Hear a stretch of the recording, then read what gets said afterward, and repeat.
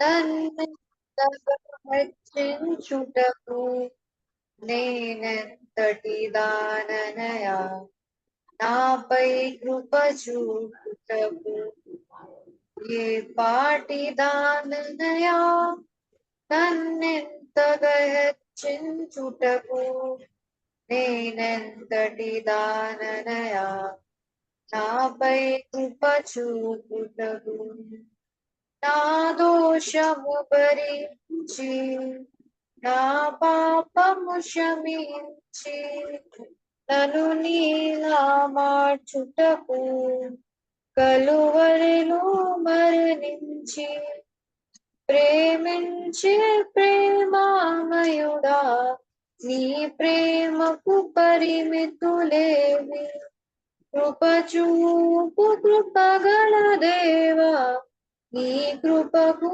సాటి ఏవి ఏ పాటి దాననయా నన్నెంతగా హెచ్చించుటకు నేనెంతటి దాననయా నాపై కృప చూపుటకు కష్టాల కడలిలో కన్నీటి లోయలలో నా తోడు నిలిచావు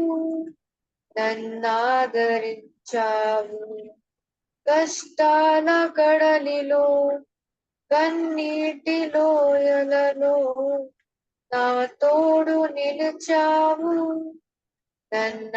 నన్నాదరించావు అందరూ నన్ను విడచిన నన్ను విడువని యేసయ్యా విడువను ఎడబాయనని నా తోడై నిలచితివా ప్రేమించే ప్రేమామయుడా నీ ప్రేమకు పరిమితులేవి కృప చూపు కృపగల దేవా నీ కృపకు సాటి ఏది ఏ పాటి దాననయా నన్నెంతగా హెచ్చించుటకు నేనెంతటి దాననయా నాపై కృప చూపుటకు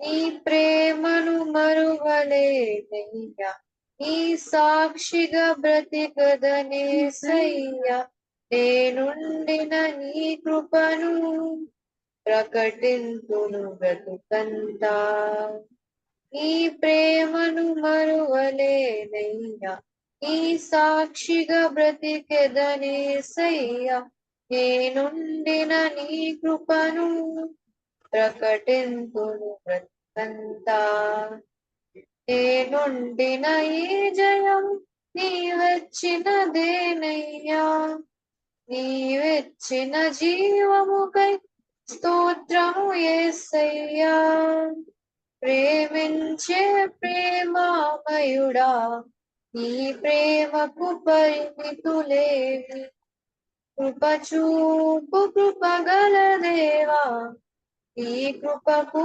సాటి ఏది ఏ పాటి దాననయా నన్నెంతగా హెచ్చించుటకు నేనెంతటి దాననయా నాపై కృప చూపుటకు ఏ పాటి దాననయా నన్నెంతగా హెచ్చించుటకు నేనెంతటి దాననయా నాపై కృప చూపుటకు నా దోషము భరించి నా పాపము క్షమించి నన్ను నీలా మార్చుటకు కలువరిలో మరణించి ప్రేమించే ప్రేమామయుడా నీ ప్రేమకు పరిమితులేవి కృప చూపు కృపగల దేవా ఈ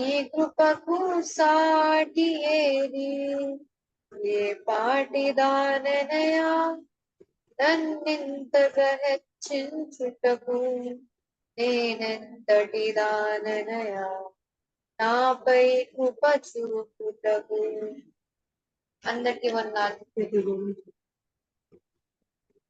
వందనాలమ్మా ఆరాధ్య. చక్కని పాట పాడినావు. ఏ పాటి దాన్నయ్యా నన్ను ఎంతగా హెచ్చించుటకు. మన దేవుడు ఎంత గొప్ప దేవుడు, మనల్ని ఎంతగా హెచ్చిస్తాడో, ఆయన కృప మన మీద ఎంత ఉందో అనేది ఈ పాట ద్వారా మనకు అందరికీ తెలిసిన పాటే. చక్కటి పాట పాడి దేవుని నామాన్ని మహింపరిచిన చిన్న బిడ్డ ఆరాధ్యకు యేసుక్రీస్తు నామములో ప్రేమ వందనాలు. ఆరాధ్య, థ్యాంక్ యూ నాన్న. వెల్కమ్ అండి. ఓకే. అలాగే మరి సిస్టర్ సంధ్య రవి గారు వాక్య సందేశం అందించడానికి మన మధ్యలో సిద్ధంగా ఉన్నారు. సిస్టర్, ఈ సమయాన్ని మీరు వాక్యం అందించవలసిందిగా ప్రేమతో మిమ్మల్ని మరి వాక్యం షేర్ చేయాల్సిందిగా ఆహ్వానిస్తున్నాం. వందనాలు సుజాత సిస్టర్, థ్యాంక్ యూ అండి. వందనాలు కెజి ఆంటీ, వచ్చిన దేవుని దాసురాండ్రందరికీ ప్రభు అయిన యేసుక్రీస్తు నామమున వందనాలు. దేవుడు ఈ దినమున ప్రభు కృపను బట్టి ప్రభు దాసురాల ద్వారా నాకు ఇచ్చిన ఈ అవకాశమునకు ప్రభుకి స్తుతులు స్తోత్రములు.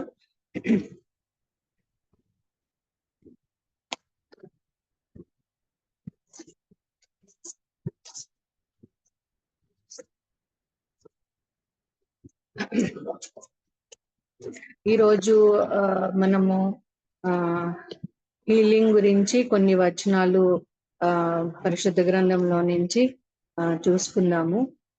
అయితే మనిషికి 2 రోగాలు కలవు. ఒకటి పాప రోగము, ఒకటేమో శరీర రోగము. దేవుడు రెండిటిని స్వస్థపరిచి మరి మనిషిని నిలబడుతూ ఉన్నారు. మన పాప రోగాన్ని తీసివేయడానికి, శరీర రోగాన్ని తీసివేయడానికి ఆయన శరీరములో శ్రమను అనుభవించారు. మరి ప్రభువు మన కోసం ప్రాణం పెట్టారు సిలువలో. మరణాన్ని జయించి మరి పాపాన్ని, శాపాన్ని, రోగాన్ని, శత్రువుని మరి అన్నిటిని ప్రభువు జయించి మరి మనకి విడుదలను ప్రకటన చేసి విడుదలను కనపరిచి చూపించారు. మొదటిగా మనము వాక్యం చదువుకునే ముందు ఒక చిన్న ప్రార్థన. Heavenly Father, glorious God, King of kings, Lord of lords, యేసయ్యా మీ కొందనములు స్తోత్రములు. ఈ సాయంకాల సమయమున నాయనా తండ్రి, మీ కృపలో నాయన, మీ దయలో నాయనా తండ్రి, మేము నాయనా తండ్రి వర్ధిల్లుతూ ఈ దినమున ఈ సాయంకాల సమయానికి చేరుకున్నాం. నాయన, ఈ సాయంకాలంలో నాయనా తండ్రి వాక్యము ధ్యానించి నాయనా తండ్రి మరి నాయనా తండ్రి మీ వచనాలని ఒకసారి నెమరు వేసుకోవడానికి నాయనా తండ్రి మేము ఆత్మలో బలపడడానికి నాయన మీ సన్నిధికి వచ్చి ఉన్నాం. ప్రవ్వా, నా యందు ఏమీ లేదు నాయన, నీ ప్రభావమే, నీ మహిమే, నీ కృపయే, మీ నోటి మాట చేత, మీ ఉత్తర్వు చేత నాయనా తండ్రి నన్ను, మీ బిడ్డల్ని మీ సన్నిధిలో మా ఆత్మ నింపడానికి నడిపించమని వేడుకుంటూ, మీరు ఇచ్చిన కృపకై నానా కృతజ్ఞతలు చెల్లిస్తూ అన్ని మీ ఆధీనంలో ఉంచుకోమని మీ కృపగల హస్తాలకు అప్పగిస్తూ మీరే నడిపించమని ఈ కూడికను సమయమును నాయనా తండ్రి మమ్మల్ని మీ పాదములకు అప్పగిస్తూ యేసు నామములో ప్రార్థించి అడిగి వేడుకుంటున్నాను తండ్రి, ఆమెన్. వందనాలండి. మనము మొదటిగా ఒకటి సంఖ్యాకాండము 12-13 తీద్దాము.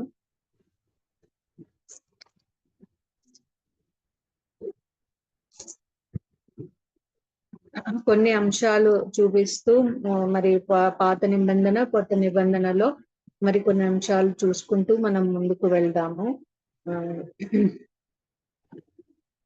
అక్కడ 12వ అధ్యాయం 13వ వచనము. మోషే ఎలుగెత్తి దేవా దయచేసి ఈమెను బాగు చేయమని యెహోవాకు మొరపెట్టెను. అప్పుడు యెహోవా మోషేతో, ఆమె తండ్రి ఆమె ముఖం మీద ఉమ్మి వేసిన ఎడల ఆమె 7 దినములు సిగ్గుపడును గదా. ఆమె పాలెము వెలుపల 7 దినములు ప్రత్యేకంగా ఉండవలెను, తర్వాత ఆమెను చేర్చుకొనవలెను. చదవాలి సిస్టర్? చదవండి. కాబట్టి మిర్యాము 7 దినములు పాలెం వెలుపలనే గడిపెను. మిర్యాము మరలా చేర్చబడి వరకు జనులు ముందుకు సాగరైరి. తర్వాత జనులు హజేరోతు నుండి సాగి పారోను అరణ్యంలో దిగిరి. ఇక్కడ మోషే మీద మిర్యాము సనిగింది. మిర్యాము సనిగేటప్పటికి మరి ఆయనే మరి మాట్లాడతాడా, మేము మాట్లాడమా అని మరి తను మరి మోషే మీద సనిగింది. అయితే ఆ భూమి మీద అంతట్లో ఆయన మిక్కిలి సాత్వికుడు, నా ఇల్లంతట్లో నమ్మకమైన వాడు. ఆయన్ని ఒక మాట అనే ముందు మీరు ఎందుకు ఆలోచించలేదు అని చెప్పి ఆయన చాలా ప్రభువు యెహోవా తండ్రి మరి ఆగ్రహపడ్డారు ఆయన. అయితే యెహోవా స్వరూపమును నిదానించి చూచును అని 8వ వచనంలో ఉంది. నేను గూఢభావములతో కాదు ముఖాముఖిగానే నేను మోషేతో మాట్లాడేవాణ్ణి. కాబట్టి మీరు నా ఇల్లంతట్లో నమ్మకమైన వాడిని మీరు ఎలా పలుకుతారు అని చెప్పి అహరోనుని మోషేని మరి మిరియామును పిలిచి వారిద్దరిని ముందుకు రమ్మని మరి అహరోనును మిరియామిని దేవుడు మాట్లాడతాడు. ఆయన ప్రత్యక్ష గుడారం నుంచి ఆ మేఘం వెళ్ళిపోగా మరి హిమం వంటి తెల్లని కుష్టు ఆమెలో మరి అహరోను చూస్తాడు. అహరోను చూచినప్పుడు అది తను ఎంతో బాధపడి మేము ప్రభువా అవివేకులము పాపులమైన మేము ఈ పాపము మా యొద్ద మోపవద్దు అని చెప్పి మరి మళ్ళీ మోషే దగ్గరికి వెళ్ళినప్పుడు మోషేతో విన్నవించుకున్నప్పుడు మోషే ప్రార్థిస్తే మరి దేవుడు 7 దినములు బయట ఉండాలని చెప్పేసి చెప్పారు. అయితే ఇక్కడ రోగము కలిగింది, తెల్లని కుష్టు రోగము కలిగింది. శరీరములో తనకి బాగా ఉన్నది, కానీ దేవునికి వ్యతిరేకంగా మాట్లాడడం వల్ల, పాపం చేయడం వల్ల, సనగడం వల్ల, ఆయన బిడ్డను మరి మీద సనగడం వల్ల తను రోగాన్ని తెచ్చుకుంది. రోగాన్ని కలిగినప్పుడు దేవునికి వ్యతిరేకమైన పని చేసినందుకు ఇక్కడ మరి తను శరీరంలో రోగం కలిగినది మరి ఉన్నది.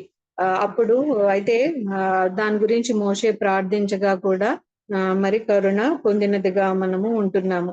మన శరీరంలో మనము ఒక మాట పొల్లు మాట్లాడితే వచ్చే దాని పర్యవసనం మనం ఇక్కడ చూస్తూ ఉన్నాము. ద్వితీయోపదేశ కాండము 32వ అధ్యాయము 39వ వచనము.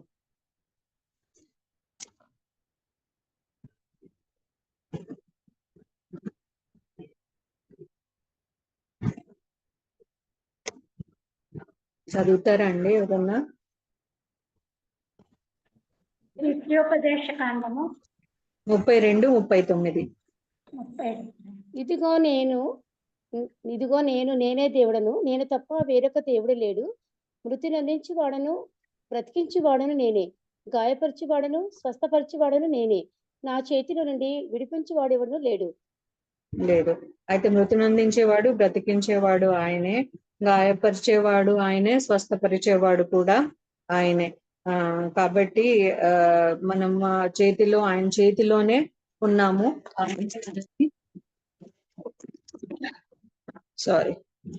ఆయనే మనల్ని బాగుపరచాలి. ఆయన తప్ప మనల్ని ఎవరు బాగుపరచలేరు.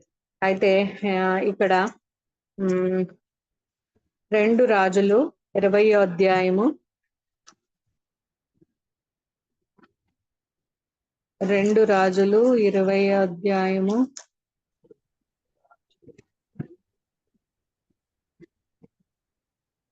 5 నుంచి 8 వరకు. నీవు తిరిగి నా ప్రజలకు అధిపతి అయిన హిజ్కియా యొద్దకు పోయి అతనితో ఇట్లనము, నీ పితరుడైన దావీదునకు దేవుడగు యెహోవా నీకు సెలవిచ్చినదేమనగా, నీవు కన్నీళ్లు విడిచుట చూచుతుని నీ ప్రార్థన నేను అంగీకరించి ఉన్నాను. నేను నిన్ను బాగు చేసేదను. 3వ దినమున నీవు యెహోవా మందిరమునకు ఎక్కిపోవదు. ఇంకా 15 సంవత్సరముల ఆయుష్ నీకు ఇచ్చేదను. మరియు నా నిమిత్తమును నా సేవకుడైన దావీదు నిమిత్తమును ఈ పట్టణమును నేను కాపాడుచు నిన్నును ఈ పట్టణమును అష్షూరు చేతిలో పడకుండా నేను విడిపించదును. పిమ్మట యెషయా అంజూరపు పండ్ల ముద్ద తెప్పించుడని చెప్పగా వారు దాన్ని తెచ్చి కురుపు మీద వేసిన తర్వాత అతడు బాగుపడెను. యెహోవా నిన్ను స్వస్థపరచునట్టుకును నేను 3వ దినమున ఆయన మందిరమునకు ఎక్కిపోవునట్టుకును సూచన ఏదని హిజ్కియా యెషయాను అడగగా యెషయా ఇట్లనెను. చదవనామా? చాలండి. అయితే ఇక్కడ ఫస్ట్ లైన్ లో 20వ అధ్యాయం 1వ వచనంలో మరణకరమైన రోగము కలుగగా హిజ్కియాకు మరణకరమైన రోగం కలిగింది. అయితే అతడు 3వ వచనంలో నేను యథార్థ హృదయుడై సత్యముతో నీ సన్నిధిని నేను ఎట్లు నడుచుకున్నానో నీ దృష్టికి అనుకూలంగా సమస్తం నేను ఎట్లు జరిగించతనో కృపతో జ్ఞాపకం చేసుకోమంటున్నాడు. అయితే మనల్ని మనము ప్రభువు ముందర ప్రకటించడము, ప్రభు ముందర ప్రకటించుకుని ప్రభు ముందర మన విషయాన్ని మరి తెలియపరుచుకుని ప్రార్థించాలి హిజ్కియా వలె.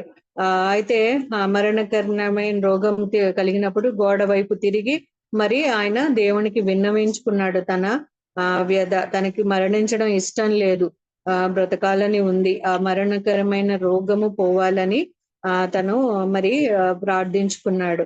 ఆ కన్నీరు విడవడం నేను చూచాను, నీ ప్రార్థన నేను అంగీకరించాను అంటున్నాడు. దేవుడు మనము ప్రార్థించినప్పుడు దేవుడు నేను ప్రార్థించినప్పుడు మరి ఆయన మనం ప్రార్థించినప్పుడు ఆయన అంగీకరిస్తే మనకి మేలు కలుగుతుంది, బాగు చేయబడతాము. అక్కడ నేను అంగీకరించాను, నేను నిన్ను బాగు చేసేదని 5వ వచనంలో దేవుడు చెప్తున్నాడు. 3వ దినమున నీవు యెహోవా మందిరానికి ఎక్కిపోతావు అని కూడా దేవుడు అక్కడ ఉత్తర్వు ఇస్తూ ఉన్నాడు, జవాబు ఇస్తూ ఉన్నాడు. అయితే పిమ్మట యెషయా 7వ అధ్యాయంలో అంజూరపు పండ్ల ముద్దను తెప్పించి మరి దాన్ని మరి తెచ్చి కురుపు మీద వేసిన తర్వాత అతడు బాగుపడను. మనకి అనేక రోగములు, అందులో తనకు వచ్చిన మరణకరమైనది ఉన్నది, అది కురుపు మీద మరి ఆ అంజూరపు పండ్ల ముద్ద పెట్టబడినప్పుడు అతడు బాగుపడ్డాడు. మరి సూచన ఏది అని కింద అడుగుతూ ఉన్నాడు యెషయాతో. అయితే 10 మెట్లు నీడ 10 మెట్లు ముందుకు నడిచెను కదా అని 9వ వచనంలో ఉంది. అయితే ఆ 10 మెట్లు వెనుకకు నడిచినట్లు అవునా అని చెప్పి అడుగుతున్నాడు. అయితే ఇక్కడ 10 మెట్లు ముందరికి నడుచుట అల్పము గాని 10 అడుగులు వెనకకే చూపించు అని తన నిదర్శనం అడిగినప్పుడు అది అలాగే జరిగింది. మరణకరమైన రోగము మనకి సంభవించినప్పుడు ప్రభువు మనము విన్నవించుకున్నప్పుడు ఆయన సన్నిధిలో గోడ తట్టి తిరిగి ప్రార్థించుకున్నప్పుడు విడుదల చేసిన ప్రభువుగా, బాగుపరిచిన దేవుడిగా, ఆధారం చూపిన, రుజువు చూపిన దేవునిగా మన ప్రభువును మనము ఇక్కడ చూస్తూ ఉన్నాము. ఇక్కడ రోగం కలిగింది, దానికి బాగుపడిగింది, తర్వాత మరి జీవితపు ఆయుష్ కూడా పొడిగింపబడింది. దేవుడు మరి తన పైన కృప చూపించి ఎంత ఉన్నాడు. అయితే ఇక్కడ ఇర్మియా గ్రంథము 30వ అధ్యాయం 17వ వచనము.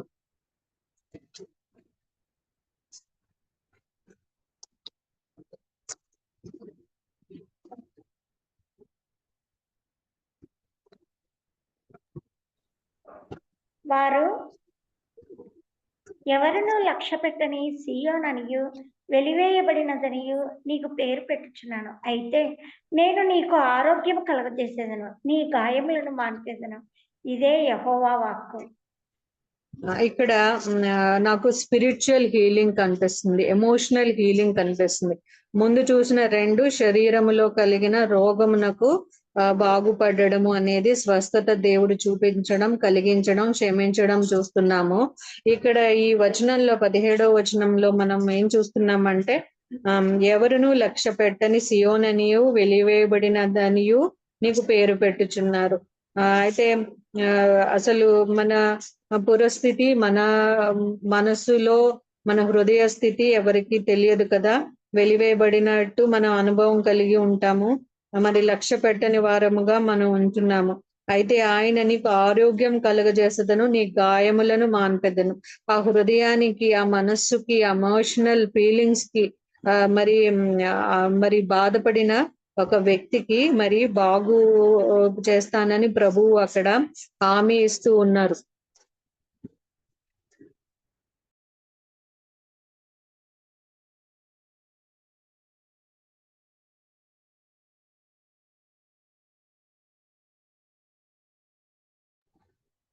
ఇక్కడ మనము చూస్తూ ఉన్నాము, దేవుడు మనం తప్పు చేసినప్పుడు శిక్షకు అప్పగిస్తాడు, మరి కాకపోతే మనల్ని తిరిగి ఆయన కడుతూ ఉంటాడు. ఇక్కడ 12వ వచనంలో చూస్తే నీ వ్యాధి ఘోరమైనది, నీ గాయము బాధకరమైనది, నీ పాపములు విస్తరింపగా శత్రువు కొట్టినట్లు నీ గొప్ప దోషమును బట్టి నేను నీకు కఠిన శిక్ష చేసి నిన్ను గాయపరచుచున్నాను అంటున్నాడు.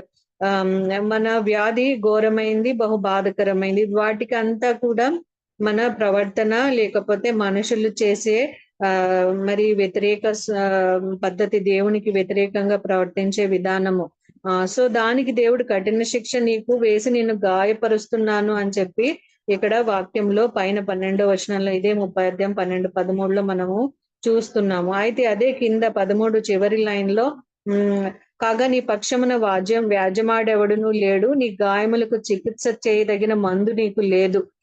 మరి ఆత్మీయంగా ఉన్న దానికి గాని శారీరకంగా గాని మన గాయములకు చికిత్స చేసుకోదగిన మందు మన దగ్గర అయితే లేదు. అది ప్రభువు నుండి రావాల్సిందే.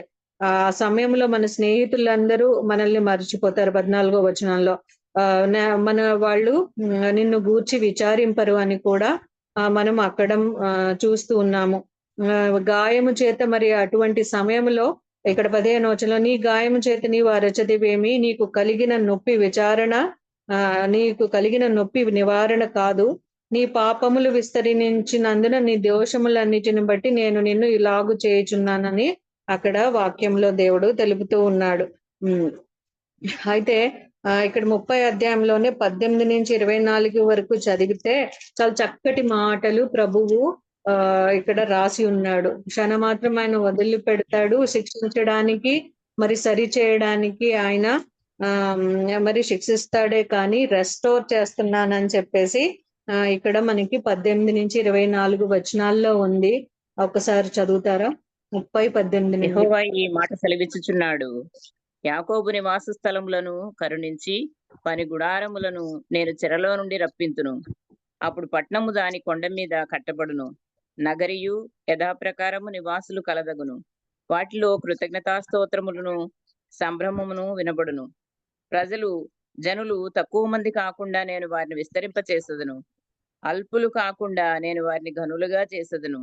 వారి కుమారులు మునుపటి వలె నుందురు, వారి సమాజము నా ఎదుట స్థాపింపబడును. వారిని బాధపరచు వారిని అందరినీ శిక్షించెదను. వారిలో పుట్టినవాడు వారికి రాజుగా ఉండును, వారి మధ్యను పుట్టినవాడు ఒకడు వారిని ఏలును.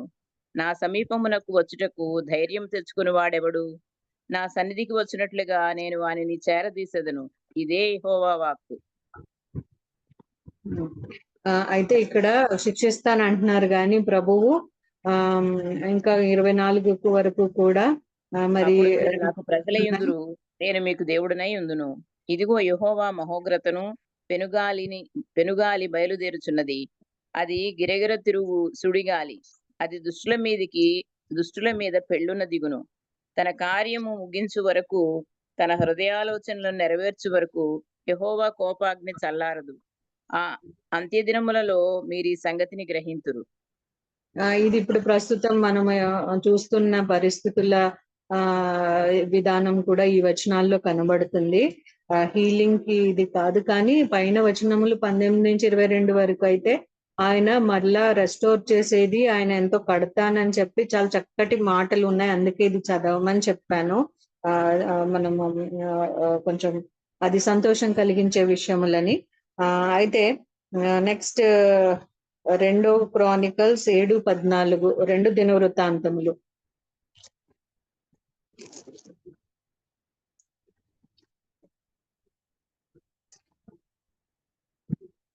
నా పేరు పెట్టబడిన నా జనులు తాము తగ్గించుకుని ప్రార్థన చేసి నన్ను వెదకి తమ చెడు మార్గములను విడిచిన ఎడల ఆకాశము నుండి నేను వారి ప్రార్థనను విని వారి పాపమును క్షమించి వారి దేశమును స్వస్థపరచుదును. అయితే మొత్తం దేశమే పాపం చేసింది.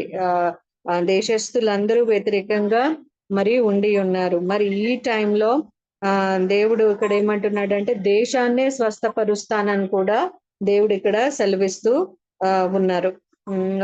అయితే అక్కడ నా పేరు పెట్టబడిన నా జనులు తాము తగ్గించుకుని ప్రార్థన చేస్తే, మరి మనం కూడా పేరు పెట్టబడిన వారం కదా, ఇశ్రాయేలు తో పాటు మరి వారికి దేవుడి పేరును ఆయన నామాన్ని ఇచ్చాడు. మనము పేరు పెట్టబడిన వారం కదా.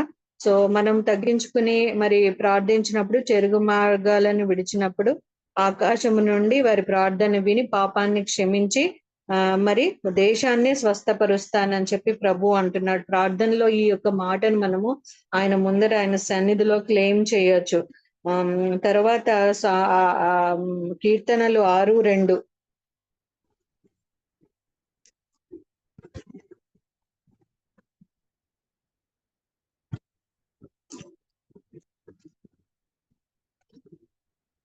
యెహోవా నేను కృషించి ఉన్నాను, నన్ను కరుణించుము. యెహోవా నా ఎముకలు అదురుచున్నవి, నన్ను బాగు చేయు. ఆ, నేను కృషించాను ప్రభా, నన్ను కరుణించు. నా ఎముకలు అదురుచున్నవి, నన్ను బాగు చెయ్యి. ఎముకలు అదిరిన ప్రతి వారు నన్ను బాగు చేయి అని ప్రార్థించాలి. ఎముకలు ఎప్పుడు అదురుతాయో తెలుసా? వణుకు ఎప్పుడు వస్తుందో తెలుసా? శ్రమ ఇంటిలో కానీ మరి ఆ బయట కానీ మనల్ని ఊకుమ్మడిగా అటాక్ చేసినప్పుడు మరి శరీరం వణుకు పుడుతుంది, ఎముకలు అదురుతాయి లోపల. ఆ శ్రమ చాలా తట్టుకోలేనిదిగా ఉంటుంది. కాబట్టి దేవుడు ఏంటంటే నన్ను అదురుచు ఉన్నది కాబట్టి నన్ను బాగుపరచు అని అడగాలి. బాగుపరచు అని మనము అరవాలి, దేవుని దగ్గర అడగాలి, అరవాలి. తర్వాత నెక్స్ట్ మనము అదే కీర్తనలు 14:4.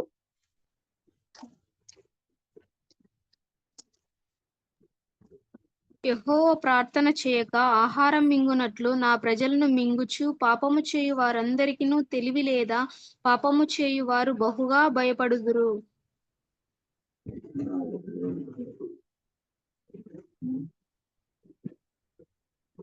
ఇక్కడ పాయింట్ మిస్ అయింది. అయితే పాపం చేసేవారికి పాపం చేసేవారు భయపడాలి. పాపం చేసేవారికి తెలివి లేదా? పాపము చేయవారు బహుగా భయపడాలి అనుంది. అయితే ఇక్కడ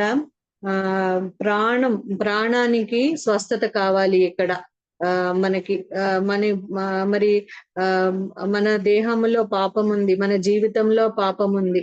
ఈ పాపం ఉన్న చోట మరి పాప రోగానికి కూడా స్వస్థత కలగాలి. నెక్స్ట్ వచ్చేసి ఐజియా 19:22. ఏషియా 19:22.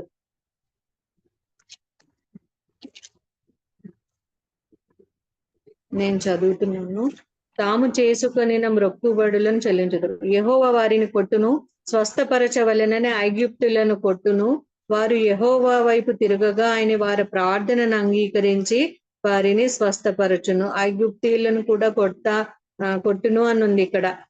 స్వస్థపరచవలనని ఐగుప్తీయులను కొట్టున్నాడు అని చెప్పేసి కొట్టును అని ఉంది. అయితే వాళ్ళు యెహోవా వైపు తిరిగితే ఆయన వారి ప్రార్థనను అంగీకరించి ఆయన స్వస్థపరుస్తాను అని చెప్పి అంటున్నాడు.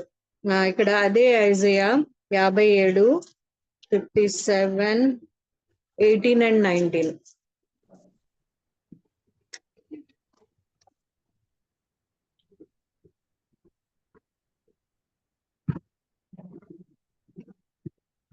యాభై 18, 18, 19. ఓకే.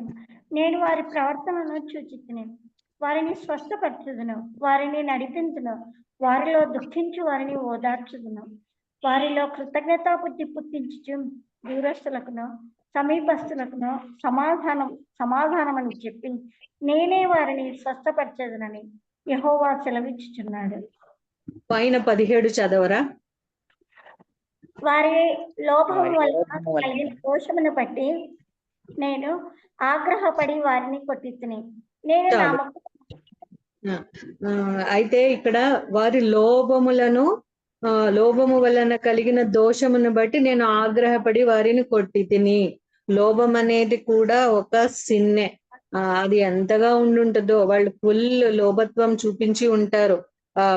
ఆ యొక్క కంజూసి అంటారు కదా, లేకపోతే లోభత్వం అది చూపించడం వల్ల దోషము అది లోభత్వం వల్ల కలిగిన దోషాన్ని బట్టి కూడా నేను ఆగ్రహపడి కొట్టాను అంటున్నాడు. కానీ 18-19లో ఆయన వాళ్ళ ప్రవర్తనని చూశారంట. తర్వాత వాళ్ళని స్వస్థపరచుదును, వారిని నడిపింతును అంటున్నాడు. ఎక్కడో వారిలో కొంచెం మార్పు దేవునిలో కనబడేటప్పటికీ ఆయన మరలా సరి చేస్తానని చెప్తున్నాడు.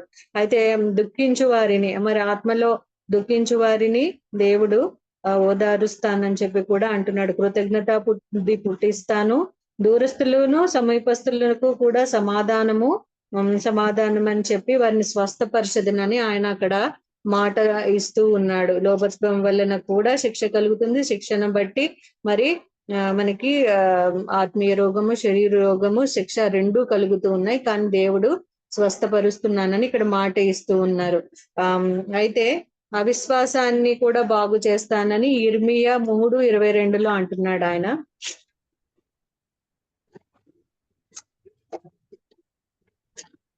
భ్రష్టులైన బిడ్డలారా తిరిగి రండి, మీ అవిశ్వాసమును నేను బాగు చేసేదను. నీవే మా దేవుడివైన యెహోవావు, నీ యొద్దకే మేము వచ్చుచున్నాము. అయితే భ్రష్టులైపోయిన ఆ బిడ్డలు నీ తిరిగి రండి అని పిలుస్తున్నాడు. వాళ్ళలో ఉన్న అవిశ్వాసాన్ని బాగు చేస్తానని అంటున్నాడు. మనము మిరియాము విషయంలో, హిజ్కియా విషయంలో శరీరంలో కలిగింది వారికి రోగము. ఇది ఆత్మలో మరి స్పిరిచువల్ ఎమోషనల్ గా మనిషికి కలిగే వారి ప్రవర్తనకు కలిగే భ్రష్టత్వము, ఆ దానిలో కలిగిన అవిశ్వాసాన్ని ప్రభువు బాగు చేస్తానని ఇక్కడ సెలవిస్తూ ఉన్నారు. ఇక్కడ ఇంగ్లీష్ లో అయితే బ్యాక్ స్లైడింగ్ అని ఉంది, వెనక్కి పడ్డం అని ఉంది, వెనుతిరిగిపోవడం ఉంది. ఆయనకి ముఖ చాటు చేయడము, ఆయనకి మరి ఆయనకి వీపు చూపించడము, లేకపోతే ఆయన్ని వదిలివేయడం అనేది ఉన్నది. మనము ప్రభువులో బ్యాక్ స్లైడ్ అయిపోవడం అని ఇంగ్లీష్ లో కనబడుతుంది, ఇక్కడ అవిశ్వాసం అని చూపిస్తున్నారు. అవిశ్వాసంలోనే వెనక్కి వెళ్ళిపోవడము అనేది కూడా ఉంది, కానీ దాన్ని బాగు చేస్తానని కూడా ఆయన అక్కడ చెప్తూ ఉన్నారు. హోషియా 6:1.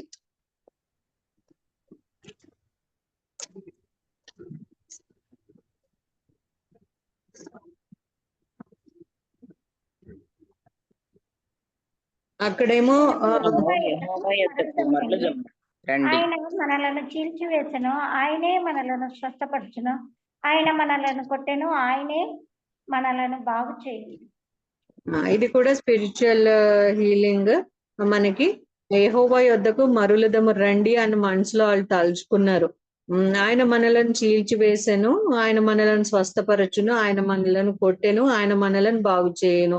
చీల్చివేసిన వాడు స్వస్థపరుస్తాడు, మనల్ని కొట్టిన వాడు బాగుపరుస్తాడు. కాబట్టి ఆయన వద్దకి మనం మరలుదము రండి అని చెప్పేసి అన్నది. మరలుదము, మారు మనస్సు, ఈ మాటలు ఒక వ్యక్తికి చాలా అవసరము ప్రభు దగ్గరికి చేరుకోవాలంటే.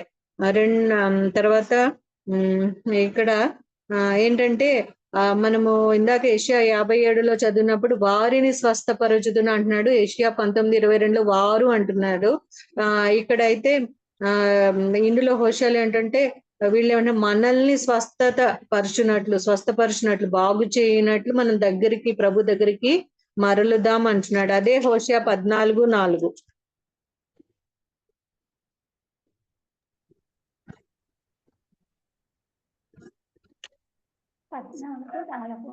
వారు విశ్వాసఘాతకులు కాకుండా నేను వారిని గుణపరచుదును. వారి మీదనున్న నా కోపము చల్లారను, మనస్ఫూర్తిగా వారిని స్నేహించును. విశ్వాసఘాతకులు కాకుండా వాళ్ళని నేను వారిని గుణపరుస్తాను అంటున్నాడు. అయితే మనం గుణపడాలి. విశ్వాసఘాతకులం ప్రభువుకు అస్సలు అవ్వకూడదు. అవిశ్వాసం ఒకటంటే విశ్వాసఘాతకం చేయడం, నమ్మి ప్రభుని ఇది చేయడం అనేది చేయడం. ఆయన మోసపోడు, కానీ విశ్వాసఘాతకం అనే ఆ యొక్క దానిని మనము చేశామంటే మాత్రము దేవుడికి బాధ కలుగుతుంది. కానీ ఆ విశ్వాసఘాతకం అనే దానిని తీసివేసి మనల్ని గుణపరుస్తాడు, గుణాన్నే చక్కగా చేస్తాడు. అయితే దాన్ని బాగు చేస్తానంటున్నాడు. అయితే నేను మనస్ఫూర్తిగా స్నేహిస్తాను అని అంటున్నాడు. అయితే మనస్ఫూర్తిగా స్నేహించే దేవుని దగ్గరికే మరి బాగుపడని శరీరముల ఆత్మలు కలిగిన మనము ఆయన తట్టు తిరగాలి. ఈ చాప్టర్ కి ఇంగ్లీష్ లో హెడ్డింగ్ ఉందంటే పశ్చాత్తాపడితే పశ్చాత్తాపము దీవెనను ఇస్తుంది అని ఉంది. రిపెంటెన్స్ టు బ్రింగ్ బ్లెస్సింగ్ అని ఉంది ఈ చాప్టర్ హెడ్డింగ్ మీద. అయితే ఇక్కడ మనము ఒక విషయం చూద్దాము. రెండొకటి ఆయన బాగుపరిచినవి, స్వస్థపరిచిన విషయాలు అనేకము ఉన్నాయి, అవి చూద్దాము. దానికి ముందర ఒకటి ఏం చేద్దాం అంటే యెషయా 53:5.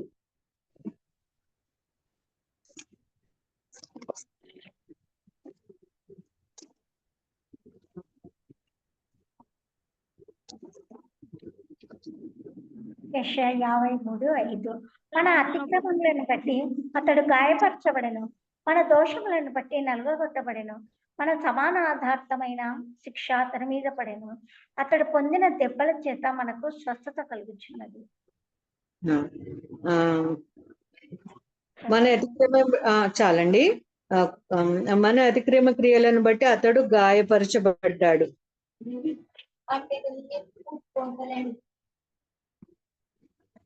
పురాణ నేనే బడవాళ్ళు క్షమించండి. అయితే 53:5 లో మనం ఏం చూస్తున్నాం అంటే అతిక్రమ క్రియలను బట్టి అతడు గాయపరచబడతాడు, దోషములను బట్టి బడెను. అయితే మన సమాధార్థమైన శిక్ష అతని మీద పడెను, అతని పొందిన దెబ్బల చేత మనకి స్వస్థత కలుగుచున్నది. ఇక్కడ దెబ్బలు అని ప్లూరల్ వర్డ్ వ్రాయబడి ఉన్నది. ప్రభువు ఎన్ని దెబ్బలు ఆ యొక్క శరీరంలో పొందాడో కదా. మరి ఆయన పొందిన దెబ్బల చేత మనకి స్వస్థత కలుగుతుందని ఇక్కడ చెప్తూ ఉన్నాడు. మనముకు ఆధారము లేదు, కానీ మందులు కూడా ఒకసారి పనిచేయవు, స్వస్థత రాదు, మనుషులు బాగు చేయలేరు. మనం కాకపోతే హృదయంలో ఆనందం పుట్టించి, హృదయంలో శరీరములో ఆనందం కలిగజేసి సంతోషం కలిగిన వానికి ప్రతి రోగమును జయించడము సాధ్యమే. సంతోషము క్రీస్తు వల్లే కలుగుతుంది. అయితే ఇక్కడ ఆయన పొందిన గాయముల చేత మనకి స్వస్థత కలుగుతుంది అని చెప్పేసి అని మరి ఇక్కడ చెప్తూ ఉన్నారు. అయితే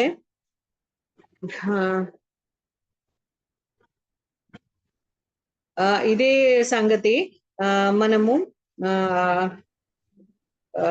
మనకి బాగు చేయబడ్డానికి ఒక సీక్రెట్ ని యాకోబు కూడా కనుక్కున్నాడు. యాకోబు పత్రిక 5వ అధ్యాయం 14 నుండి 16.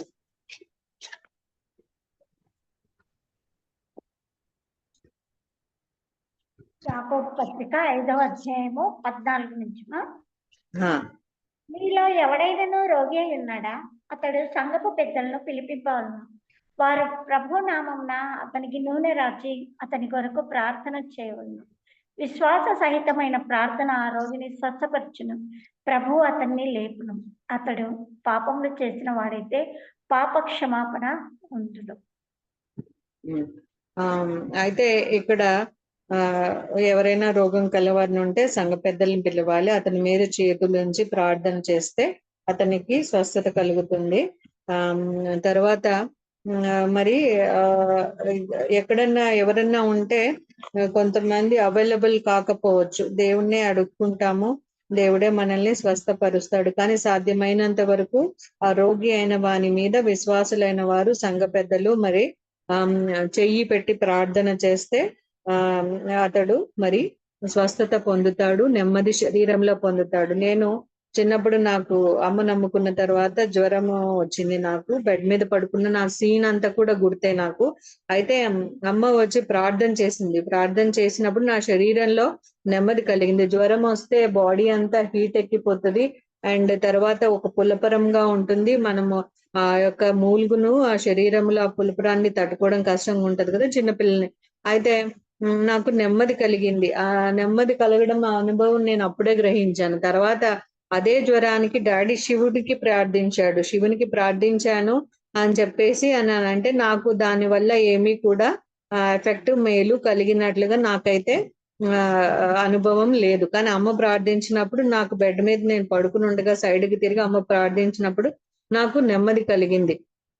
అయితే చేతుల నుంచి ప్రార్థించినప్పుడు అతనికి నెమ్మది కలుగుతుంది, లోపల ఉన్న ఆ యొక్క తాపము, ఆ వేడి, మరి ఆ రోగము కూడా నెమ్మది అనేది శరీరంలో కలుగుతుంది. అయితే ఆ రోగి స్వస్థపరచబడును, విశ్వాస సహితమైన ప్రార్థన, రైటియస్ మ్యాన్స్ పర్ఫెక్ట్ ప్రేయర్ ఆ యొక్క రోగిని స్వస్థపరుస్తుంది కదా. ప్రభు అతన్ని లేపును, అతడు పాపములు చేసిన వాడైతే పాప క్షమాపణ కూడా దొరుకుతుంది. అయితే స్వస్థ ద్వారా మా మమ్మీ రక్షింపబడ్డారు, ఆయన కృప చూపించారు. ఇక్కడ కూడా ఈయన ఇక్కడ ఏం చూపిస్తున్నారంటే ఆ రోగి స్వస్థపరచబడిస్తే ఒకవేళ అతడు నమ్ముకోకపోతే పాప క్షమాపణ ఉండే ఛాన్స్ అనేది అక్కడ ఉందనేది మనము ఇక్కడ చూస్తూ ఉన్నాము. అలాగే 1 పేతురు 2:24-25.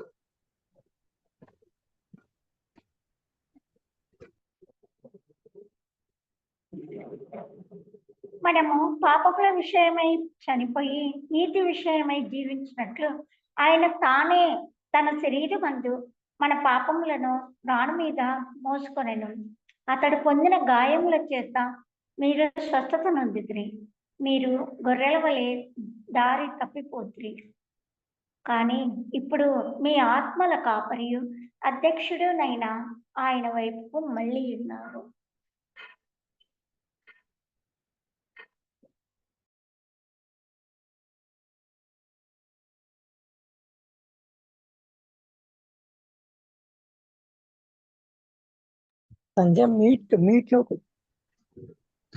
అయితే ఇప్పుడు ఇక్కడ పాపముల విషయమై చనిపోయి నీతి విషయమై జీవించినట్లు ఆయన తానే తన శరీరమందు మన పాపములను మ్రాను మీద మ్రోసి కొనెను అని మనం ఇక్కడ చూస్తూ ఉన్నాము.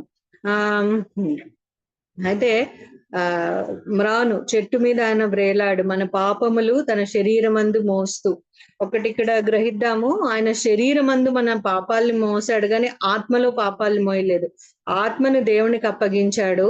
ఆత్మభారము వేరు, శరీరములో మన పాపములన్నిటినీ ఆ మ్రాను మీద ఆయన మోసాడు. అయితే మొదట ఆయన హింసించబడ్డాడు, బాగా హింసించబడ్డారు. ఆయన అన్ని విధముల తల నుంచి అరికాలు వరకు ఆయన శరీరములో మరి ప్రతిదీ హింసించబడ్డాడు. తర్వాత ఆయన ఒలవబడ్డాడు. పాత నిబంధన కాలంలో ఆ బలి ఇచ్చే దాన్ని షార్ప్ కత్తితో అంట అది పెట్టి అది డైరెక్ట్ గా టక్కని అది కట్ చేస్తారంట వెంటనే. అప్పుడు అది రక్తము కారి మరణిస్తుంది. కానీ ముందుగానే అది కొంచెం చంపి ఆపి అట్లా అనేది జరగకూడదు. కరెక్ట్ స్ట్రైక్ అనేది అక్కడ జరగాలి, అది కరెక్ట్ గా ఇట్లా కొయ్యబడాలి అనేది నేను ఒక చోట విన్నాను. అయితే ఆ తర్వాత దాని చర్మము ఒలవబడి అందులోని పార్ట్స్ పనికిరాని తీసివేసి ఆ రక్తము మరి ఆ అవయవాలు ఆ ఆల్టర్ మీద పెట్టబడతాయి అనేది ఉంది. ఇక్కడైతే మనము ఏం చూస్తున్నామంటే ప్రభువు ముందు ఒలవబడ్డాడు, పూర్తిగా ఒలవబడ్డాడు. శరీరం అంతా చీల్చబడ్డది, వీపు అయితే భయంకరంగా చీల్చబడ్డది. అయితే ఇక్కడ మన పాపముల విషయమై చనిపోయి నీతి విషయమై జీవించినట్లు ఆయన తానే తన శరీరమందు మన పాపములను మాని మీద మోసికొనెను. మన పాపాలన్నిటినీ ఆయన శరీరంలో భరించి మాను మీద ఆయన మోసాడు. అయితే ఇక్కడ ఆయన ఆయన పొందిన గాయముల చేత మీరు స్వస్థత పొందిరి. ఇక్కడ గ్రీక్ లో ఇక్కడ గాయములు అని లేదు, గాయము అని ఉంది. గ్రీక్ లో కరెక్ట్ పదాలు వాడారు అక్కడ లాంగ్వేజ్ లో అని ఉంది. దీన్ని గాయములు స్ట్రైప్స్ అంటారు, ఇంగ్లీష్ లో స్ట్రైప్స్ లో మొలోప్స్ అంటారు. మొలోప్స్ అనేది సింగులర్ వర్డ్, సింగులర్ అంటే గాయము. ఆ గాయము చేత అయితే ఆయన ఒక్క గాయము చేత మనము స్వస్థపరచబడ్డాము. గాయములన్నిటి చేత అని కాదు, గాయములన్నీ చాలా ఉన్నాయి ఆయనకి, గాయములన్నీ తగిలిని. యెషయాలో గాయముల చేత స్వస్థపరచబడ్డామని అక్కడ ప్లూరల్ గా వాడబడింది, అక్కడ అది కరెక్టే. ఇక్కడ పేతురు సంబోధించింది మాత్రము ఒక గాయము చేత మనము స్వస్థపరచబడ్డాము. ఒక గాయం చాలు మనం స్వస్థత, ఆయన పొందిన ఒక్క గాయం చాలు మనము స్వస్థత పొందడానికి. అయితే ఇక్కడ మీరు గొర్రెల వలె దారి తప్పిపోతిరి గాని ఇప్పుడు మీ ఆత్మల కాపరియు అధ్యక్షుడనైన ఆయన వైపుకు మళ్ళీ ఉన్నారు. గొర్రెలు అను మరి గొర్రెల కాపరికి మంచి సంబంధం కదా. అయితే అసలు ఎటు ఇటు పోనివ్వడు, కాపాడుతూ ఉంటాడు, చాలా జాగ్రత్తగా చూసుకుంటాడు ఆయన. తర్వాత కర్రతో దాన్ని అదుపు చేస్తూ ఉంటాడు కూడా, అటు ఇటు వెళ్ళిపోకుండా. అయితే ఇక్కడ ఆత్మల కాపరియు మీరు గొర్రెల వలె దారి తప్పిపోతారు. ఒకప్పుడు తప్పిపోయాము గాని ఇప్పుడు మీ ఆత్మల కాపరియు అధ్యక్షుడనైన ఆయన వైపునకు మళ్ళీ ఉన్నారు. తప్పిపోయిన మనము గొర్రెల కాపరి వైపుకు మనము మళ్ళాము, మనము తిరిగి ఆయన వైపుకు పూర్తిగా తిరిగాము అని చెప్పేసి ఇక్కడ చెప్తూ ఉన్నాడు. అయితే దేవుడు ఇక్కడ పూర్తిగా ఆయన ఆ చీల్చబడ్డాడు. ఎక్కడా కూడా ఆయన శరీరములో మన కోసం దారబోయడానికి ఆ తన్ని తాను దాచిపెట్టుకోలేదు. అయితే ఆ ఆ యొక్క ఆ ఆత్మ లోపల దేవుడు పూర్తి మానవుడిగా ఆయన శరీరాన్ని పూర్తిగా మన పాపముల నిమిత్తమై విమోచనకి అప్పగించాడు. ఆత్మను తండ్రికి అప్పగించాడు. అయితే ఆ ఆత్మ లోపల ఉన్న ఆత్మ చేత గాని తన దైవిక సామర్థ్యము చేత కానీ ఆయన శరీరముకు కలిగే ఆ యొక్క శిక్ష బాధని మాత్రము ఆయన ఆపుకోలేదు. ఆయనకున్న దైవశక్తి చేత ఆ శరీర పనిష్మెంట్ ని ఆయన తట్టుకోవడానికి ఆయన అది వాడలేదు, ప్రయత్నించలేదు. శరీరిగా వచ్చాడు, శరీరంగానే ఆయన సమస్త శ్రమానుభవమును శరీరములో ఆయన పూర్ణ మానవునిగా భరించాడు, పొందాడు. ఆయనలో ఉన్న దైవశక్తి వలన మాత్రము అది లోపల ఏమీ తట్టుకోలేదు. దూరం నుంచి చూస్తూ ఉన్నాడట ఈయన అపోస్తలుడైన పేతురు గారు ఏడుస్తూను. ఆ రోమన్స్ ఆ కొరడాతో కొడుతూ ఉన్నప్పుడు అది ఆయన వీపును చీలుస్తూ ఉన్నప్పుడు ఒక్కొక్క దెబ్బ చూసి ఏడుస్తూ ఉన్నాడు. ఆయన కూడా యెషయా గ్రంథంలో నుంచే ఎత్తి మనం ఇందాక చదివాం కదా, ఆయన పొందిన దెబ్బల చేత మనకు స్వస్థత కలుగుతున్నది అని చెప్పి అదే మాట ఈయన ఎత్తుతూ ఉన్నాడు. ఇక్కడ ఈయన సింగులర్ లెటర్ మాత్రము, వర్డ్ మాత్రం ఇక్కడ వాడాడు. ఇది గాయములు అని ఉంది, గాయము. అయితే ఇక్కడ ఇక్కడ ఆయన ఏడుస్తూ ఆయన విషయాన్ని ఎత్తి రాశాడు. పరిశుద్ధాత్ముడు రైటర్ ఒకడే పరిశుద్ధాత్ముడు, కానీ అంశములు రాసి ఆయన ఎవరో డిఫరెంట్ పాత్రలను ఎన్నుకుని వారి చేత ఈ మన వాక్యము రాయించారు కదా. అందుకని ఒక పొల్లు కూడా మరి క్రమం తప్పకుండా దేవుడు మన కోసము రాయించి ఉంచాడు. అయితే ద్వితీయోపదేశ కాండము 25వ అధ్యాయము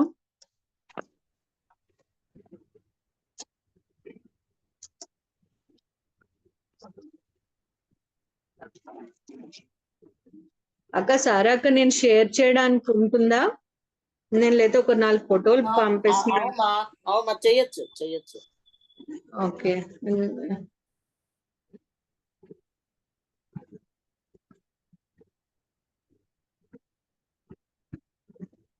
ద్వితీయోపదేశ కాండము 25వ అధ్యాయం 1 నుంచి 3 అండి. ఓకే. మనుషులకు వివాదం కలిగి న్యాయ సభకు వచ్చినప్పుడు న్యాయాధిపతులు విమర్శించి నీతివంతుడనియు దోషిని దోషి అనియు తీర్పు తీర్చవలను. ఆ దోషి శిక్షకు పాత్రుడుగా కనబడిన ఎడల న్యాయాధిపతి వాణ్ణి పండుకొనబెట్టి వాని నేరం కొలది దెబ్బలు లెక్క పెట్టి తన ఎదుట వాణ్ణి కొట్టింపవలను. 40 దెబ్బలు కొట్టింపవచ్చును. అతడు అంతకు మించకూడదు. వీటికంటే విస్తారమైన దెబ్బలు కొట్టించిన ఎడల నీ సహోదరుడు నీ దృష్టికి నీచుడుగా కనబడనేమో. అయితే మీకు ఫోటో కనబడుతుందా అండి? ఓకే, మా బాగా క్లియర్ గా ఉంది. ఓకే. ఇది ఒక్క కొరడా దెబ్బ కొడితే పడిన ఆనవాలు. ఆ కొరడాకి గ్రిప్ ఉంటుంది, తాడు ఉంటుంది. దానికి మళ్ళీ 7 కొన్ని తాళ్ళు, మళ్ళీ కొన్ని వరుస ఆక్టోపస్ కి కాళ్ళు ఎలా ఉంటాయి అలాగా తాళ్ళు ఉంటాయి. దానికి ఒకటి మెటల్ బోన్ తో, షీప్ బోన్ తో మరి మేక బోన్ తో చేసిన మెటల్ లాంటిది, మరి ఇనుప మెటల్ లాంటిది, చివర హుక్కు లాగా ఉన్న దానితో రోమన్స్ కొడతారు. రోమన్స్ వాళ్ళ కొరడా వాళ్లే తెచ్చుకుని వచ్చి కొట్టారంట. అయితే ఒక్క కొరడా దెబ్బకి ఇక్కడ కౌంట్ చేస్తే 1 2 3 4 5 6 7 8 కనబడుతున్నాయి నాకు. అయితే ఒక్క స్ట్రైక్, ఒక్క దెబ్బ కొట్టగానే ఇన్ని గాయాలు, అంటే ఇప్పుడు మనకి 7 8 గాయాలు కనబడుతున్నాయి ఇక్కడ. ఇందులో ఒక్క గాయముతోనే మనకి స్వస్థత కలుగుతోంది. ఒక నిమిషం మెల్లగా పైకి. ఒక నిమిషం.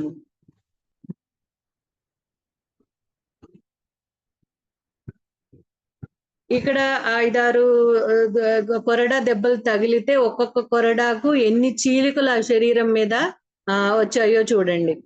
నెక్స్ట్ వచ్చేసి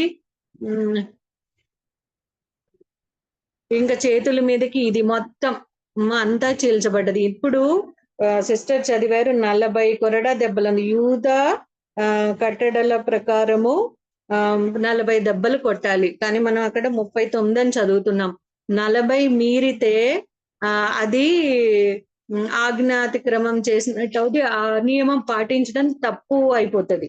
సో అందుకని చెప్పేసి వాళ్ళు 39 అని కౌంట్ చూపిస్తున్నారు. ఈ రోమన్స్ లో గాని మన యూదుల దగ్గర గాని మరి ఇక్కడ వాక్యంలో రాయబడిన దాన్ని బట్టి కానీ మనకు అది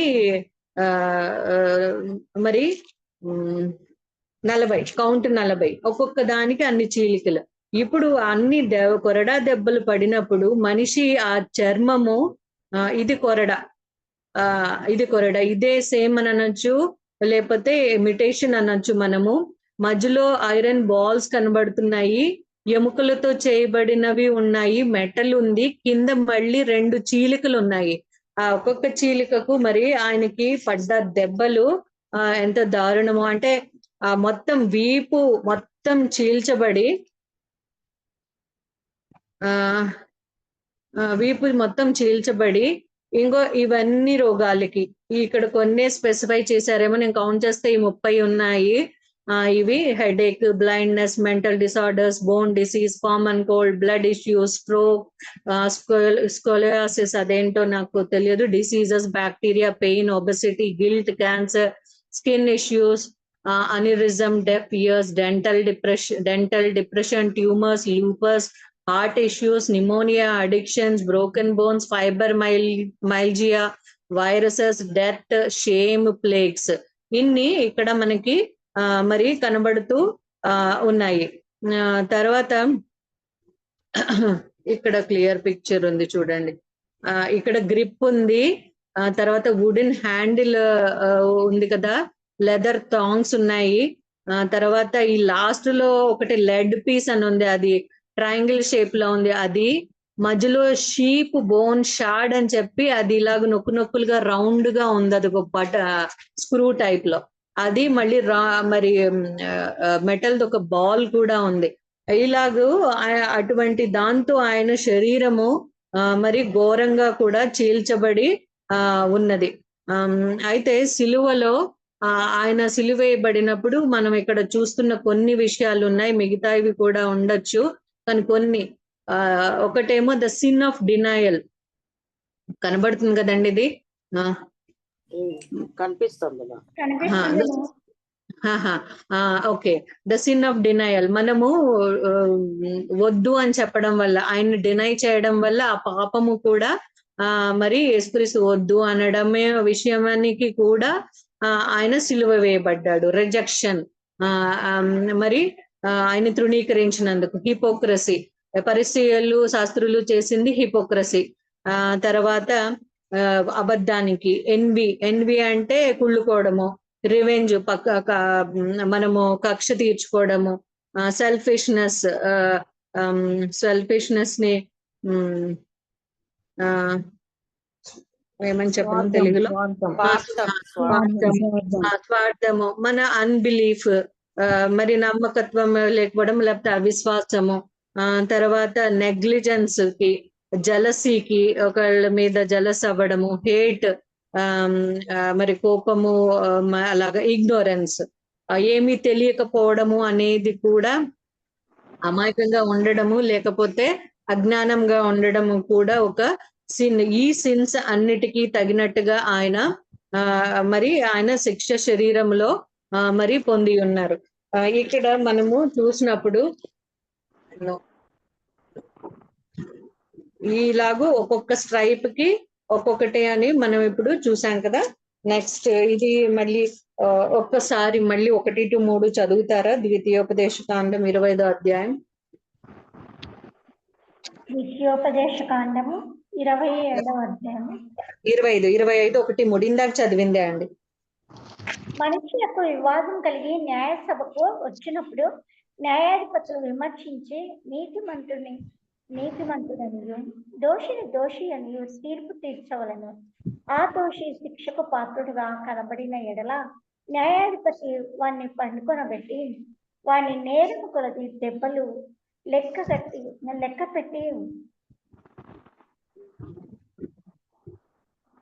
తన ఎదుట వాణ్ణి కొట్టింపవలను.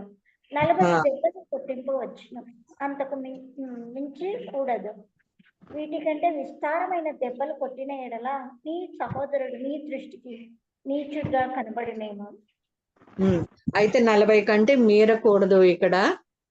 అయితే ఇప్పుడు 40 కొరడాలు ఆయన కొట్టినప్పుడు అంతగా చీరబడి ఉన్నది కదా, అది ఆయన్ని వంచి పడుకోబెట్టి ఆ ముఖమునకు కనబడేటట్టుగా కొట్టి ఆ సర్టెన్ నెంబర్ 40 వరకు కొట్టచ్చు ఆయన్ని.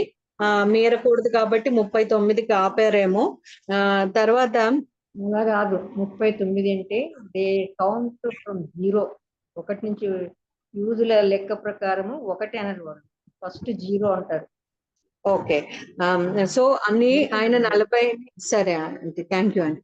అయితే 40 ఆయన మరి కొట్టబడిగా ఆయన అంతలా చీల్చబడ్డారు. ఆ చీల్చబడినప్పుడు ఆ నడ్డి అంతా కూడా మొత్తం స్కిన్నే లేదు, చేతుల మీద కూడా స్కిన్ కూడా ఉంటుంది. అందుకే సిలువకి వెళ్ళేటప్పుడు ఆయన మోయలేకపోయాడు, ఆ యొక్క మొద్దుని ఆయన మోయలేకపోయాడు, చీల్చబడింది.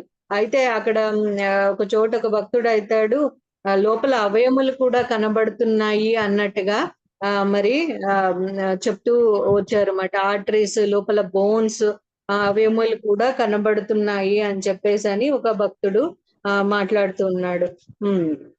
అయితే ముందు చంపి అప్పుడు ఆల్టర్ మీద పెడతారు పాత నిబంధనలో. కానీ ప్రభువు పూర్తిగా వలవబడి హింసింపబడి శిక్షింపబడి అప్పుడు ఆయన సిలువకు మరి వదనకు మరి అప్పగింపబడినట్టుగా మనము ఇక్కడ చూస్తున్నాము.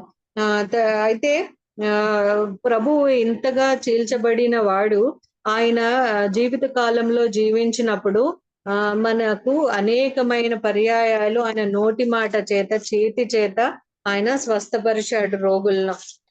అవి చూద్దాము.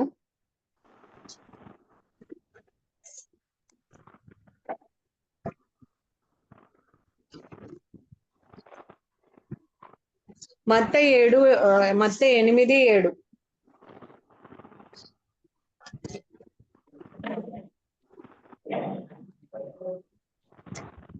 మత్తయి 8:7. యేసు, నేను వచ్చి వాణ్ణి స్వస్థపరచునని అతనితో చెప్పగా ఆ శతాధిపతి, ప్రభువా, నీవు నా ఇంటిలోనికి వచ్చుటకు నేను పాత్రుడను కాను. నీవు మాట మాత్రము సెలవిమ్ము, అప్పుడు నా దాసుడు స్వస్థపరచబడింది. చదవనామా? అండ్ 10 చదవండి. యేసు ఈ మాట విని ఆశ్చర్యపడి వెంట వచ్చుచున్న వారిని చూచి, ఇశ్రాయేలులో ఎవరికైనాను నేను ఇంత విశ్వాసం ఉన్నట్లు చూడలేదని నిశ్చయముగా మీతో చెప్తున్నాను. 13. అంతటా యేసు, ఇక వెళ్ళుము, నీవు విశ్వసించిన ప్రకారము నీకు అవునుగాకని శతాధిపతితో చెప్పెను. ఆ గడియలోనే అతని దాసుడు స్వస్థత నొందెను. నువ్వు మాట మాత్రం ఇస్తే ప్రభువా, సెలవిస్తే చాలు, నా దాసుడు స్వస్థపరుస్తాడని ఆ శతాధిపతి అంటున్నాడు. అతడు ఇశ్రాయేల్లోని వాడు కాదు, కానీ అతడు మీ మాట మాత్రం ఇవ్వండి అని చెప్పి మాత్రము అతను చెప్తూ ఉన్నాడు. అయితే అక్కడ విశ్వాసం కనబరిచాడు. ఇటువంటి విశ్వాసం నేను ఇశ్రాయేల్లో చూడలేదని ప్రభు అంటున్నాడు. అయితే 13వ వచనంలో, నీవు విశ్వసించిన ప్రకారము. మనం ప్రార్థించినప్పుడు, నేను ఈ మధ్య ప్రార్థిస్తూ ఉన్నప్పుడు, రోజు ప్రార్థిస్తూ ఉన్నప్పుడు నాకు విశ్వాసము కలుగుతూ ఉంది. అయితే నాకు ఆ విశ్వాసము మనము చూడగలుగుతాం ఆ ప్రార్థనలో. ఆ విశ్వాసము మనం ఉంచినప్పుడు దాని ప్రకారము దేవుడు చేస్తాడు అనేది విశ్వాసం. నీ విశ్వసించిన ప్రకారము నీకు అవునుగాకని శతాధిపతితో చెప్పాను. ఆ గడిలోనే అతని దాసుడు స్వస్థత నొందెను. అదే గడియలో. సో విశ్వాసం ఉంచడం వల్ల అన్యుడైన శతాధిపతి తన దాసుని నిమిత్తము స్వస్థతను పొందుకున్న వాడిగా చూస్తున్నా. అదే మత్తయి 10:1.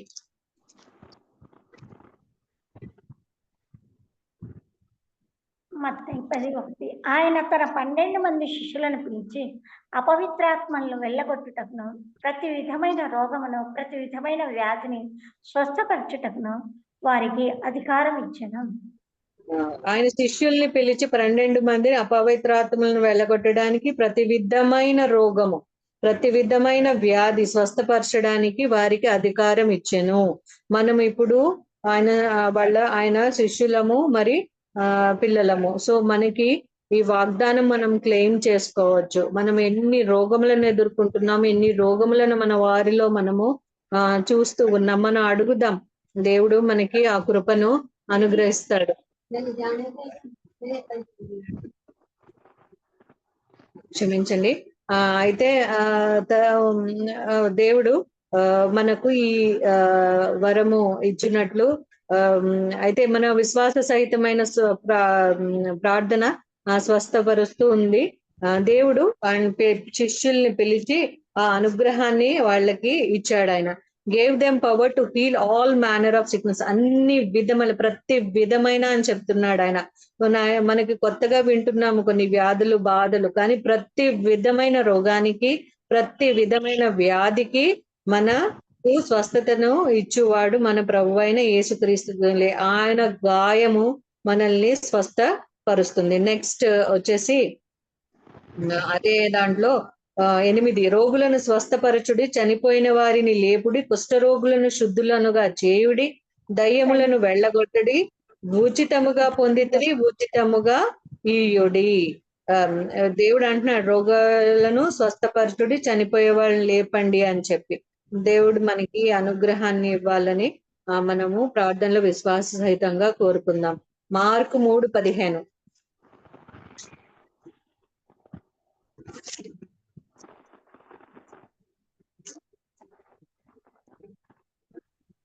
వారు తనతో కూడా ఉండునట్లును దయ్యములను వెళ్ళగొట్టు అధికారము గలవారై సువార్త ప్రకటించుటకును వారిని పంపవలని ఆయన 12 మందిని నియమించెను. అయితే దయ్యములను వెళ్ళగొట్టే అధికారము, సువార్త ప్రకటించడానికి వారిని పంపాలని ఆయన మరి దేవుడు వాళ్ళని అధికారం ఇచ్చి వాళ్ళని నియమించాడు. ఉనాలో జాన్సన్ జ్యోతి వాళ్ళ దగ్గరికి ఒక దయ్యం పట్టిన ఆవిడ వస్తుంది. ఆవిడ అంతవరకు చాలా బాగా మాట్లాడింది. నేను రూమ్ లో ఉన్నాను, ప్రేయర్ అటెండ్ అవుతున్నాను, ఫరీదాబాద్ ఫెలోషిప్ ది అప్పట్లో. అయితే అటెండ్ అవుతూ ఉన్నా, నేను ప్రేయర్ లో ఉన్నాను. అయితే హాల్లోకి వాళ్ళు వచ్చారు, రవిను నన్ను పిలిచారు, నన్ను రమ్మని ప్రేయర్ కి. రవి దూరంగా ఉన్నాడు. పిల్లలకి ఇది ఫస్ట్ టైం అలా చూడడం. ఆమె వెంటనే విపరీతంగా ఇంకా ఒడిలి ఇలా వంకర తిరిగిపోయి అంత దురాత్మతో ఆమె ఉండి కదిలిపోతూ మాట్లాడుతుంది. నేను వెళ్ళి ఆమె వీపు మీద చెయ్యేసి యేసు రక్తమే జయమంటున్నాను. జాన్స్టన్ తర్వాత అంటున్నాడు, అక్క మీరు భయపడకుండా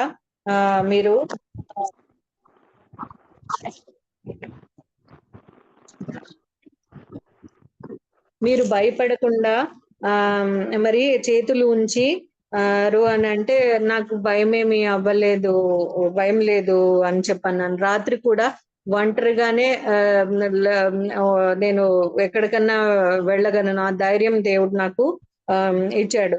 అయితే దేవుడు మరి భయపడక వాటిని కూడా వెళ్ళగొట్టే శక్తి సామర్థ్యాలని దేవుడు ఇస్తాడు. ఒకరి గురించి ప్రార్థించడానికి దేవుడు కృపని ఇస్తాడు. లూకా 9:2.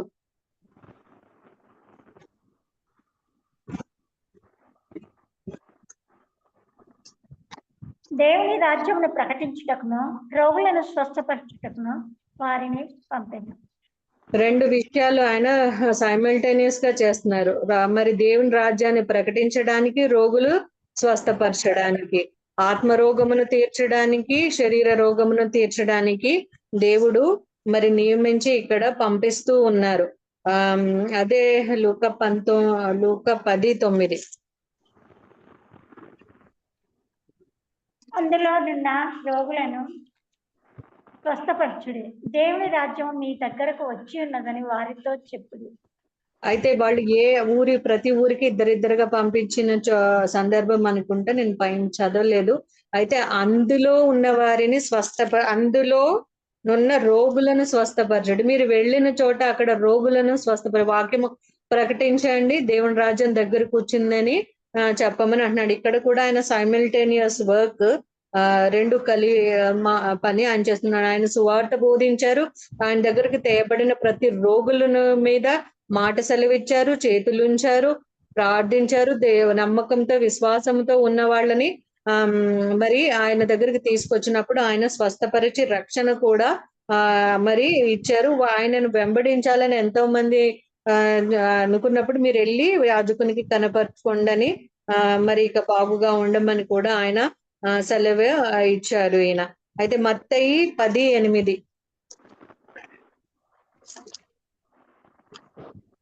రోగులను స్వస్థపరచుడి, చనిపోయిన వారిని లేపుడి, కుష్ఠ రోగులను శుద్ధులనుగా చేయడి, దయ్యములను వెళ్ళగొట్టుడి, ఉచితంగా పొందుతురి, ఉచితంగా ఇయ్యడి. ఓకే, ఇది ఆల్రెడీ చదివాము. మత్తయి అదే 13:15. మత్తయి 3:15. 13 అండి. అంటే మత్తయి 3:13. 13:15.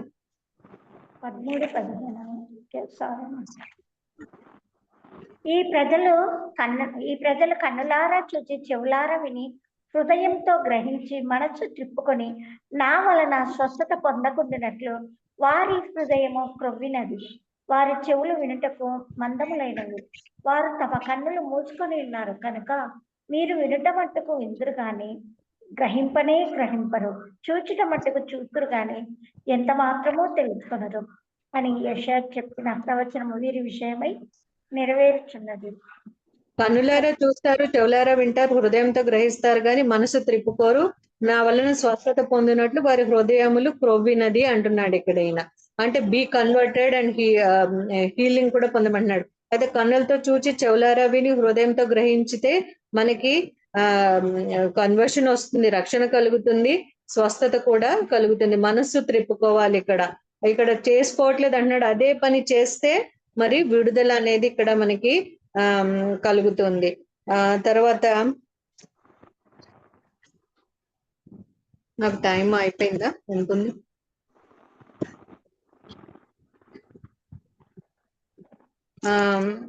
అయితే ఇక్కడ మనము లూకా 4:18.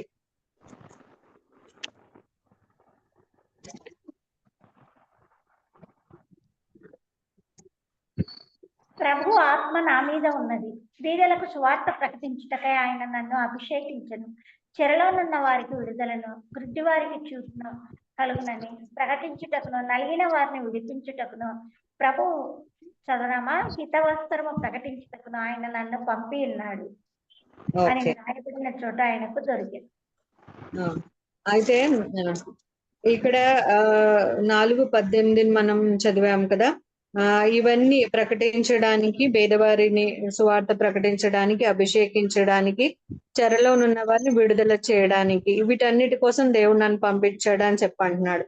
కింద మనం చూస్తే వైద్యుడా నిన్ను నీవే స్వస్థపరచుకొనిమని ఆయన ఒక సామెత కోట్ చేసి మాట్లాడుతూ ఉన్నారు.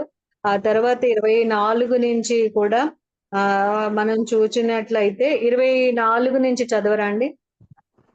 ఓకేమా. మరియు ఆయన ఏ ప్రవక్తయు స్వదేశమందు హితుడు కాడని మీతో నిశ్చయముగా చెప్పుచున్నాను.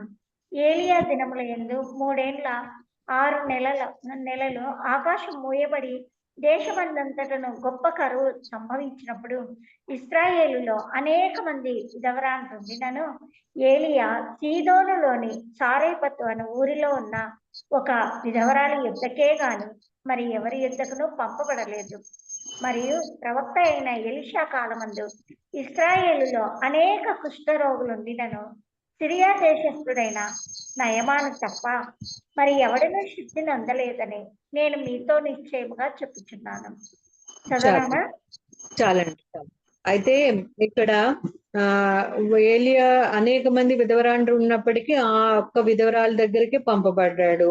అనేక మంది కుష్ఠరోగులు ఉన్నప్పటికీ నయమాను కుష్ఠు తప్ప ఇంకోటి బాగవ్వలేదు. నేను అనుకోవడం ఏంటంటే మిగతా వాళ్ళు స్వస్థత పొందడానికి కూడా సిద్ధ మనసు కలవారే లేరేమో అందుకనే వాళ్ళ దగ్గరకు ఆయన పంపబడలేదు. లేకపోతే ఆ నయమాన్ ఒకటే మరి స్వస్థత పొందిన రీతిగా మనము ఇక్కడ చూస్తూ ఉన్నాము. అయితే 5:17 లూకా 5:17లో 17 లాస్ట్ లైన్, ఆయన స్వస్థపరచునట్లు ప్రభువు శక్తి ఆయన ఉండెను. ప్రభువుకి స్వస్థపరిచే శక్తి మరి ఆయనకి ఉన్నది. స్వయం శక్తి ఆయనకి స్వస్థపరిచే శక్తి అక్కడ ఉంది. పక్షవాయువులో ఒక మనిషిని వాళ్ళని అక్కడ తీసుకొచ్చారు. అక్కడ చోటు లేకపోవడంతో ఇంటి పైకప్పులు ఇంటి మీదకి ఎక్కి పెంకులు విప్పి మరి మంచంతో అతన్ని దించారు కదా.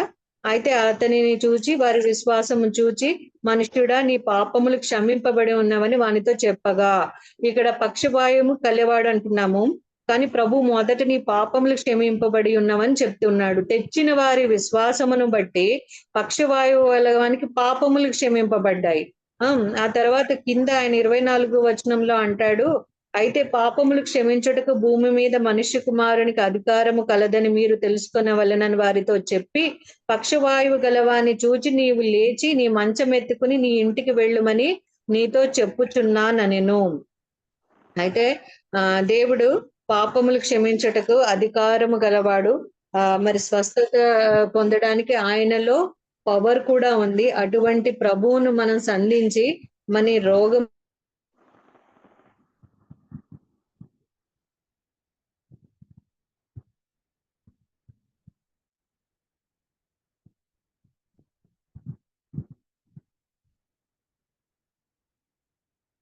స్వస్థత పొందగోరుచున్నానని ఒక అతను అంటాడు. మరలా వచ్చేసి ఇంకొకటి ఏంటంటే, దేవుడు చేయి చాచమని ఒక అతనిని చెప్పినప్పుడు అతను చేయి చాచాడు, అతని చెయ్యి బాగుపడ్డది. ఇలాగూ దేవుడు అన్ని చోట్ల ఆయన బాగు చేస్తూ ఉన్నారు.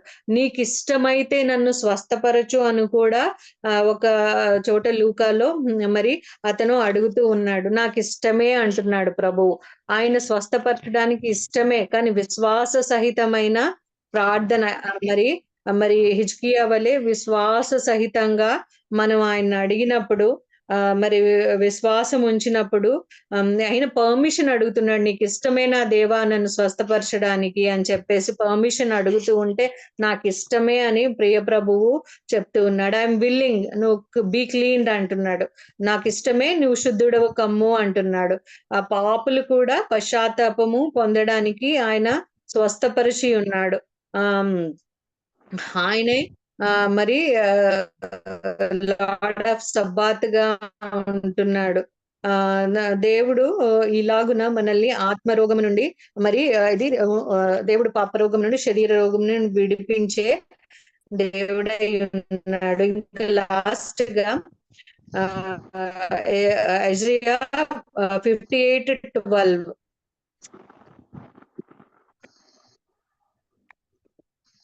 మరొక్కసారి రెఫరెన్స్ చెప్పరామా? 58:12 అండి. 58:12 లూకానా? ఏషియా. అదే అర్థం. 58:12. ఓకేమా. పూర్వకాలం నుండి పాడైపోయిన స్థలములను నీ జనులు కట్టెదరు. అనేక తరముల క్రిందట పాడైపోయిన పునాదులను నీవు మరలా కట్టెదవు. విరుగబడిన దాన్ని బాగు చేయువాడవనియు, దేశంలో నివసించినట్లుగా త్రోవలు సిద్ధపరచువాడవనియు నీకు పేరు పెట్టబడను. ఓకేనామా? అయితే ఓకే. ఇక్కడ ఎంత చక్కగా ఉంది కదా. నాకు ఈ మాటలు ఈ వచనం వింటే ఎందుకో సంతోషం కలిగింది చాలా హృదయంలో. అయితే పాడైపోయిన పునాదుల్ని మరలా కట్టేవాడు, విడువబడి దాన్ని బాగు చేయవాడు, ఇంకా దేశంలో త్రోవలు కూడా సిద్ధపరిచేవాడుగా మనం ఇక్కడ చూస్తున్నాం. ఇది ఆత్మీయ కోణంగా చూస్తే ఇది రెస్టరేషన్ ఆఫ్ ఇజ్రాయెల్ గా మనం చూస్తున్నాము. అధ్యాయము టైటిల్ పైన కూడా హెడ్డింగ్ ఏంటంటే రెస్టోరింగ్ ఇజ్రాయెల్ అని చెప్పి, హీలింగ్ ఇజ్రాయెల్ అని చెప్పేసి కూడా ఇక్కడ మనం చూస్తున్నాం. 58:8లో